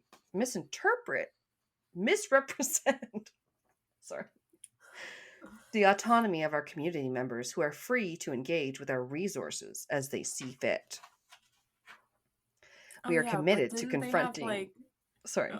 Didn't they have like recorded Zoom meetings that they literally like just showed in that documentary? So like, how are you taking that out of context if you're just showing a full Zoom meeting? Totally that. Yeah, no, it just ended with, "We are committed to confronting these allegations in an open and accountable manner." Bullshit. By taking no accountability. When you're being shown the, if not figurative receipts, literal videos. Yeah. So, this is where it gets stirred up. Enter Avery Haynes of CTV. She gets an email late 2024 with the subject line, "We are not a cult," which she says in the video. Or I got this from a CTV article or whatever. And it was from a crisis PR firm, their words, which were hired by Jeff and Shalea Divine. By the Divines. Oh. What? Yeah. They reached out to Canadians to be like, clear our name. It gives me such Richard Nixon vibes. "I am not a crook. We're not a cult." She was intrigued. I did not have sexual relations with that woman. Oh my god. Also, sidebar that Monica Lewinsky has a podcast now, and like Yeah. fuck him, because she was like 20 and I'm so like, you know what I mean? That's Yep. one of those stories that it's like now we kind of like As you get older, you realize, oh yeah, you fucked think up. she like was in control of anything? No, she was. Right? It's He's like the slut fucking shaming. president. Of course, he's in charge of 101. everything. Yeah. You're gonna deny the president a blowjob? I don't fucking think so. Yeah. Ugh. Anyway. She was intrigued as she had heard of them and their former followers calling them puppet masters, which is not okay. You do not invoke Metallica's Master of Puppets unless you are Stranger Things. Season 4, which did an awesome rendition. So they essentially said, come and see the truth for yourself. We have nothing to hide. Come interview us. And she said, okay, but I'm coming with some questions. No, she didn't say I that. love that. But like she was not holding back. No holds barred, if you will. Good for her. Oh, it's so good. So they get to her, they interview them in their home. According to one source, their 7,000 square foot mansion in northern Michigan is carefully curated. Luxury cars in the garage, a fountain fed pool in the backyard, and an endless stream of glossy social media content promoting their lifestyle and message. They allowed our cameras into the home, into their Christmas party, and even into intimate moments with their daughter Grace. They introduce us to their most loyal followers, some of whom have uprooted their lives to be closer to the divines. They were gracious, confident, and completely unrepentant. They believe they've done nothing wrong. They say they are cult leaders, but spiritual leaders. They are not cult leaders, sorry, but spiritual leaders who are victims of cancel culture.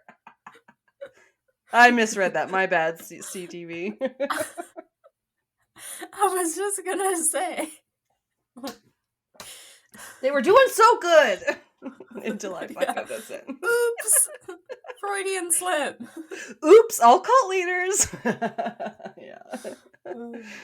Oh my god. Don't say we're cult leaders. Don't say we're cult leaders. We're cult leaders. Hi, Gordo. Be over there. All right, I am almost done, but it's I love it. Yeah, she questions them. As I mentioned, she wasn't like aggressive, because you know how people get their backs up, they get defensive, but just like in a calm, She's sneaky cool, about it.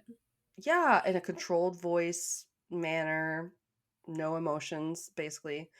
Questions like, but why do your followers claim you use isolation tactics, unpaid labor, brainwashing? Okay, I don't, yeah, you don't like how I'm framing that, but why do then your followers, say they've been hurt, or like, she just literally keeps coming back to the facts of people being like, this was hurtful, this was fucked up. I'm like, and she just doesn't let go, Yeah, even when he stops for water. Didn't they have like, they had their followers doing courses, like for the other followers in order to yeah, like the counselors are just other people in the yeah MLM, and like none of them had group. qualifications, and oh no, yeah, they're totally like getting relationship advice and stuff from like just the other people. Yeah, who are also not in relationships. Just so bad. I know, it's crazy that like, yeah, that they prey on people's vulnerabilities to get them.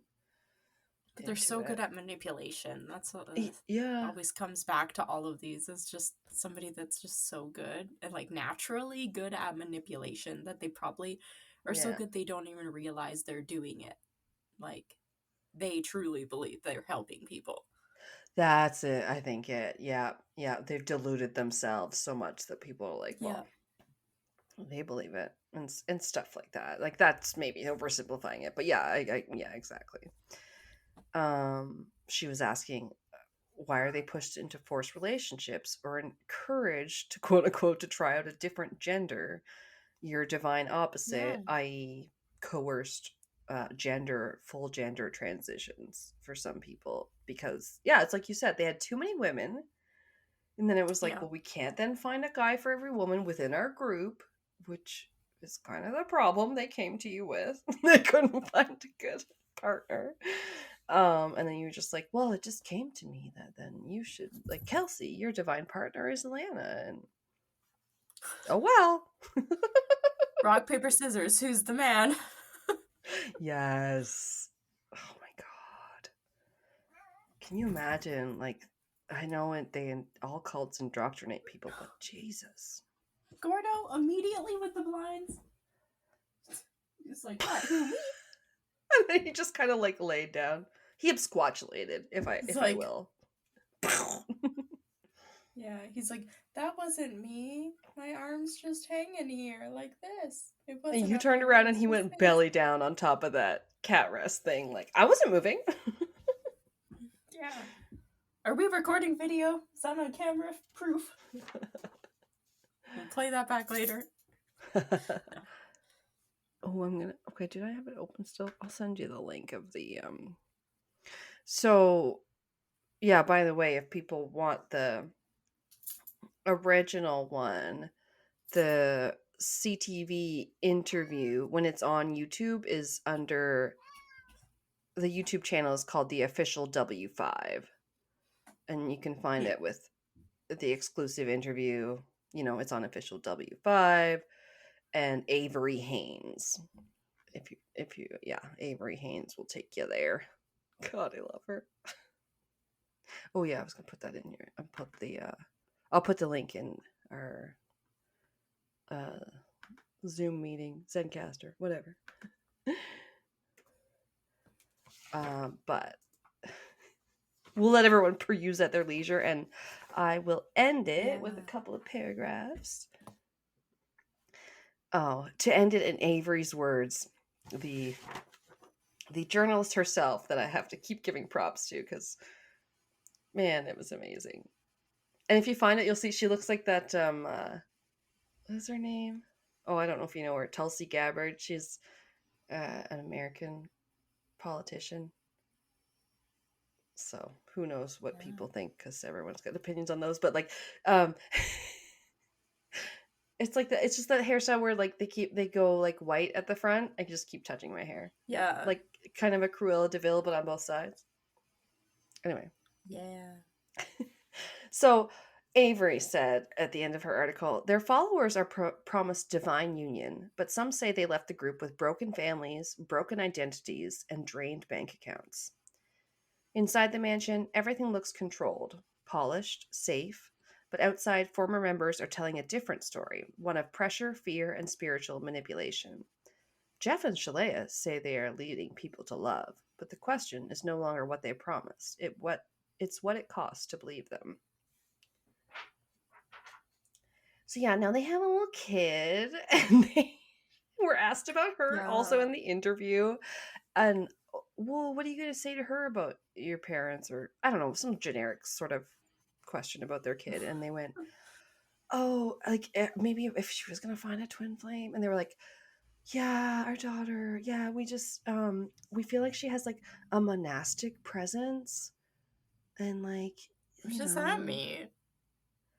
That's kind of what the Avery said, and they were like, she was like, oh, you mean kind of like a monk? And they're like, yeah, just that, someone who just connects with the divine, spiritual, and like, I was like, oh, okay, so everything that you're drinking the Kool-Aid about, making other people drink your Kool-Aid, you're not going to feed 1 ounce of that to your daughter, because you've decided when she comes out of the womb that she's going to be a fucking nun, basically. Like, what? Yeah. They're basically just saying, oh, we're not sexualizing our child.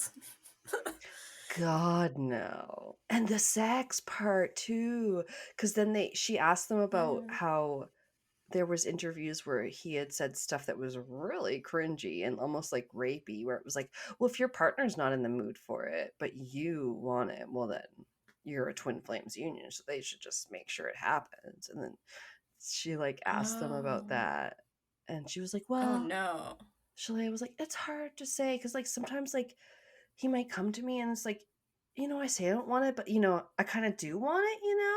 It was just like, wait, okay, what? Like in some ways, But yes. Like maybe you're you're not. allowed to change your mind, but Yeah. But no, if I say like no, it's like it's a real no. And it was just like really worded weirdly, where you're like, yeah, yeah. obviously sometimes maybe your partner's a little bit more in the mood than you are, and you might have to be coaxed into it or whatever. But like it's hopefully not like you're like, no, I didn't think I wanted it, but then when he wanted it, I realized, oh yeah, I want to have sex. It's like, wait, what? Oh no, I just saw him play with his hair. It was so distracting. Did you fill out the video? Oh, I was like, I'm watching it on mute, but hold on, I have to replay this because the way he just flipped his hair. oh my god, I was I watching think I pulled it you. up on my phone because I was like, if I could get, I don't know how many clips, like how long of a clip you're allowed to play, but like it's so good that I feel bad telling people to like go It watch looked it, like he like flipped his hair from like, oh yeah, he just went. It's coming up on my shorts now. Part 6, we're not a cult. Oh, will this play into the mic? Oh no, I turned it on. Oh, I've never seen somebody flip their hair like he just did. He went like this and like grabbed the bag and then went. Flipped It's it like, so far. Yes, the whole thing. I but can't but it possibly wasn't get this like off my neck. it wasn't like from the front. It was like he grabbed the opposite side and did it. Like I have to Yes. watch it again. It was the most awkward movement I've ever seen. I'm gonna see if I can pull up. There's a It's short. also one of the most watched parts of this Hang on, video. there's a short on my YouTube. Maybe that'll just be easier to just listen to. Okay, hang on. Can you hear that? We don't encourage that kind of power dynamic. A little bit, yeah. Oh shit. You don't. Oh, this is the interview. I thought maybe I could play it. Oh my god. Okay, go to like 15 minutes and 30 seconds. It's not working. Ugh. Sorry. It's so good. You should. W5, CTV, Avery Haynes, Twin Flames Universe. Please, guys. It's got a lot more views now. Sorry. I'm gonna timestamp it. Everybody go to 15 minutes, 30 seconds to see the most bizarre hair flip you've ever seen in your life. That's what I was could kind of watch it. tempted to do before we started recording. I was like, oh, I should pull up the video and tell Kelsey to go like minute 10 or something. And then I was like, oh, I didn't like have the time, but It's so distracting. it's so painful too Like- when she like asks something he doesn't like, and then he's just like, oh, is it okay if I grab a glass of water? Like, you're in your own house, dude. And then like it just like is silence while he goes and grabs it because like yeah, they ask him something that he just doesn't want to answer. Is it He's okay so- if I exit the room? Because I don't want to be here. No, but the fact that he did that once and then like did it again, and then it was like, is it okay if I just leave it down here? It's like, yeah, leave the water bottle beside you. It's not on camera. You're fine. Oh, okay. So I can't use it Like as an he's never excuse been on again. camera before. They've recorded thousands of videos and They asked for this. You brought these people into your house, you dummy, you idiot. oh, it's so funny. I have to look It at the other is. most replayed parts.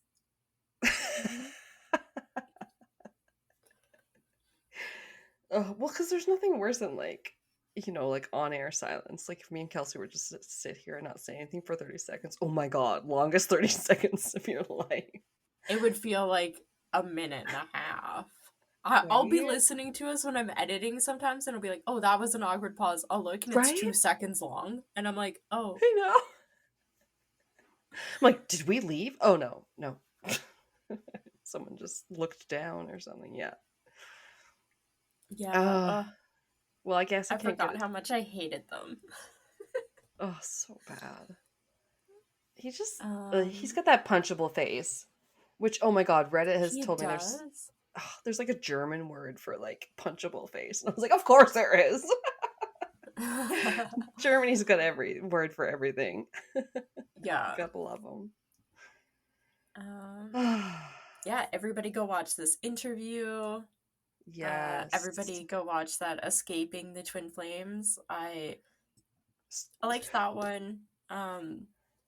Watch the Then we ended up doing our react reaction one on to. Sinisterhood too, because oh my god, it's so funny. They're both from Texas, and they're like, "He's fixing to do this idiot." You're like, "Yeah, fucking tool." Oh, sorry. What were you saying? I just like I'm so sorry. look at him and I'm like, oh, why are you listening to him? Just Flipping his hair like he's got the best hair. Really, it's just long hair that's kind of thin. it's just long, thin brown hair that's straight. Great, you look like a fucking dime store Jesus. That's probably super inaccurate. Good for you. You're a skinny white dude with probably a small dick. Good lord. But I feel bad. They have a kid now. Oh my gosh. That would suck to have them as parents. That kid has no chance if they're still being raised by these parents. Come like Called her age Grace. 13. Yeah, lovely name. But then already saying that she has a monastic soul.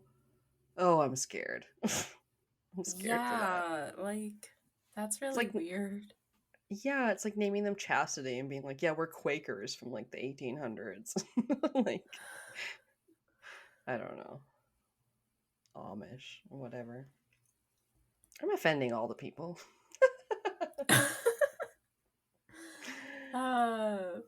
Stop me now. All right, well, that was my case. I'm all done. Very fun. I don't know how long this is going to be. I can't remember how long yours was. But about an hour, I think. yeah, I think so. I don't think it was excessively long. So, should be good. And I guess we'll say goodbye to the people, and now we can tell them what we're talking about next time because we figured it out. Our next episode, which will be out in another 2 weeks on our current schedule, is going to be coming out September 19th, as we just figured out. Yep. And we're going to focus on some Maybon celebrations. It's one of the festivals on the wheel of the year, and that's about all I know about it, so we'll see. Should be fun. Because it's almost fall. It is, yes. And thank you guys for your patience while we've been, adjusting and doing 2 weeks at a time to make sure that you guys get your good content that you've come to know and love. And yeah, we really appreciate y'all, and we'll see you next couple weeks. Yeah, bye. Keep it cryptic.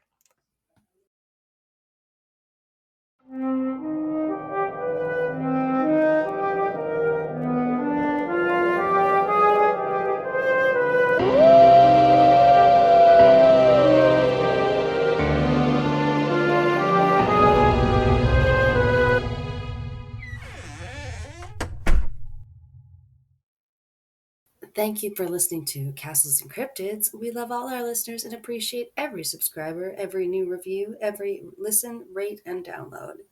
Our music is by Kobe Off Air, and our cover art is by Antonio Garcia. We are also a proud member of Darkcast Network, where you can find the best and spookiest of all indie podcasts.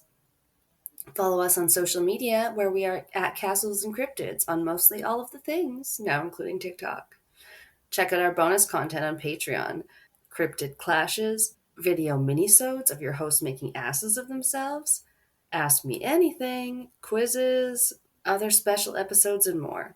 Starting at just $2 a month, you can get 1 to 2 extra episodes, depending on your level. We produce, edit, and research everything ourselves, and any support you can lend helps us to keep it cryptic.